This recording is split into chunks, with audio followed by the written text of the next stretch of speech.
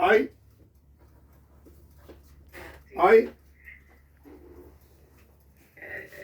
ჩვენ ბაზარობის სკოლაში გვასწავლიდნენ. ოი ერთი დღე ეთმობოდა იმას. კი ბატონო თელი ერთი დღე. კი ბატონო ეგ კი ეგ ექვსი გაკვეთილი ჩვენ გვიტარდებოდა და ჩვენმა კლასებმა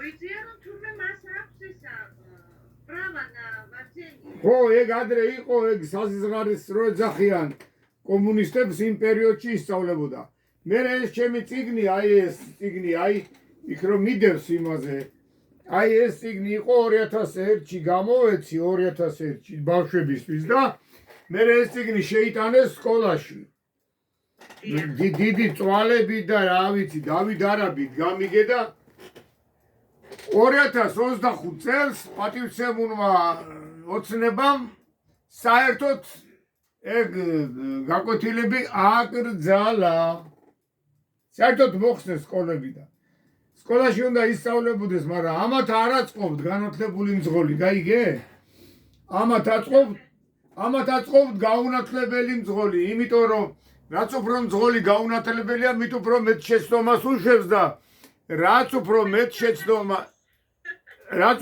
შეცდომას უშვებს სახელმწიფოს ჯარიმის სახით მეტი ფული შეძდის ბიუჯეტში აი რა შესაქმე წერს მაგალითად 35,000 კაცს აპატიეს დამრღვევს 1 იანვრიდან 35,000 დამრღვევი რო გამოვა ეხლა გარეთ რა დღეს ჩავარდება საზოგადოება გამიგე არ შეიძლება ადამიანი რომელიც თვრალი დადის და რომელიც შეგნებული დამრღვევია იმას არ შეიძლება რომ რაღაც შეღავათები მისცემ ჩემი აზრი არის ეგეთი პატარა რო შეეშალა პატარა იმას შეიძლება რაღაც შეღავათი მისცემ მაგრამ შეგნებული დამრღვევა როა დაждდა და გაძღა წამალი გაიკეთა და ღვინოდალია 4 ბოთლი და გამოვიდა მე დაერია ხალხს ეგეთებს არ უნდა აპატიო კარგი მოკლედ ჩვენ დღეს დავიწყოთ საინტერესო თემა რომელსაც ქვია მე ხლა მანდ ჩაგიგდე ჩემო კარგო მშვენიერი ისა ფოტო რომელსაც ქვია მომრეგულირებლის სიგნალები მომრეგულირებლის სიგნალები იქ მე-11 პარაგრაფში არის მარეგულირებლის სიგნალები მარეგულირებელი არის უსულო საგანი მაგალითად შუქნიშანი და მომრეგულირებელი ადამიანი ეხლა ვიცით ჩვენ უყურებთ ფოტოზე ეგ არის სულიერი და ამიტომ არ შეიძლება იყოს სულიერზე ითქვას მარეგულირებელი უნდა იყოს მომრეგულირებელი ხომ ეთანხმებით ქართულად ეგრეა კაცო და რა ვქნა ეხლა გერმანულად არ ვასწავლი მოკლედ ძალიან საინტერესო თემაა როდესაც საინტერესოდ ხსნიან თემა საინტერესოა გეტყვი რომ ესე იგი როდესაც ავტომობილი შემოვიდა საზოგადოებაში ეს ეგონათ რაღაცა საფრთხობელა და ხალხი სანამ გაიგებდა და მიეჩვეოდა მოიფიქრეს რომ ვიღაცას უნდა გაეფრთხილებინა გზების გადაკვეთაზე რაღაცა ალამი დააჭერინეს ხელში და ის ალმიანი კაცი ამფრთხილებდა რომ გამოჩნდებოდა მანქანა რომ მოდისო და ფრთხილად იყავითო სხვათა შორის დაფიქსირებულია მსოფლიოში პირველი ავტოსაგზაო შემთხვევა როდესაც 6 კილომეტრით იყო მიმავალი მანქანა რომელმაც ადამიანი დაასახიჩრა რო იცოდე იმის შემდეგ განვითარდა ტრანსპორტი განვითარდა ესე იგი მთელი მსოფლიო ინდუსტრია ავტომშენებლობის და დღეს ჩვენ თანამედროვე პირობებში ყავს მომრეგულირებლები მსოფლიოს ყველა ქვეყანაში რეგულირება ხდებოდა უნდა ხდებოდეს ან კვერთხით ან უნდა ხდებოდეს ამაზე ძახიან დისკოს, აი ახლა მე გაჩვენებ ვიდეოს გამოგიგზავნი მე. ჩვენთან არც ერთი და არც მეორე არ არის მიღებული.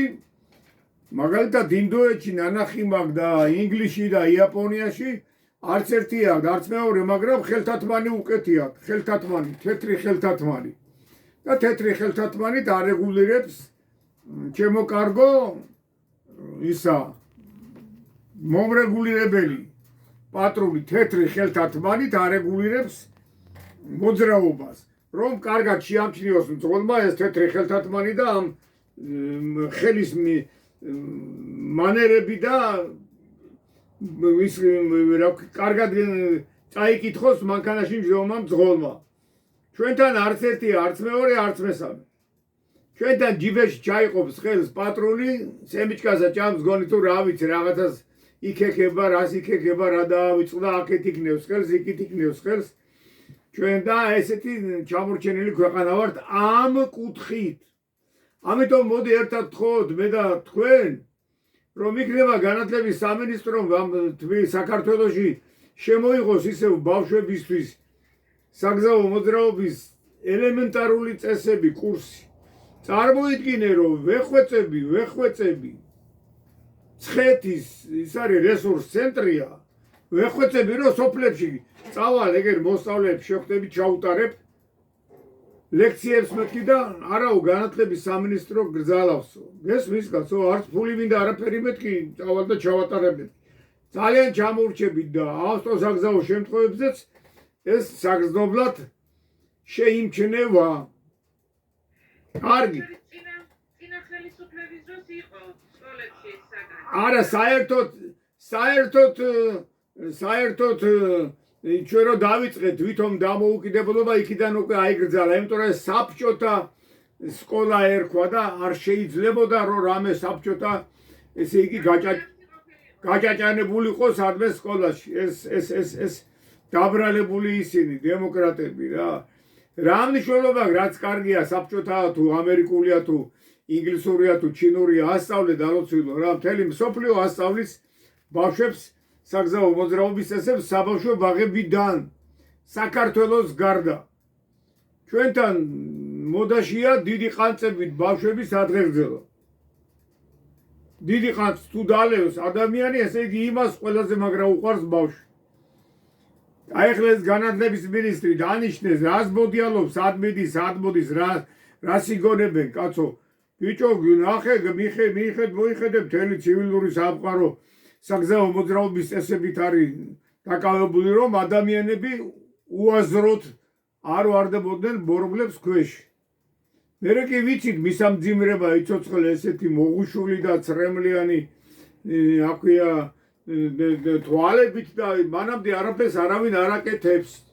აი ეს არის რეალობა, სამწუხარო. იქნება 2026 წელს გაეხსნათ გონება და განათლების სამინისტროს რაღაცა მოუვიდეს აზრად, რომ უნდა შეიტანოს. ხო, კარგი, დავიწყეთ, ჩემო კარგო.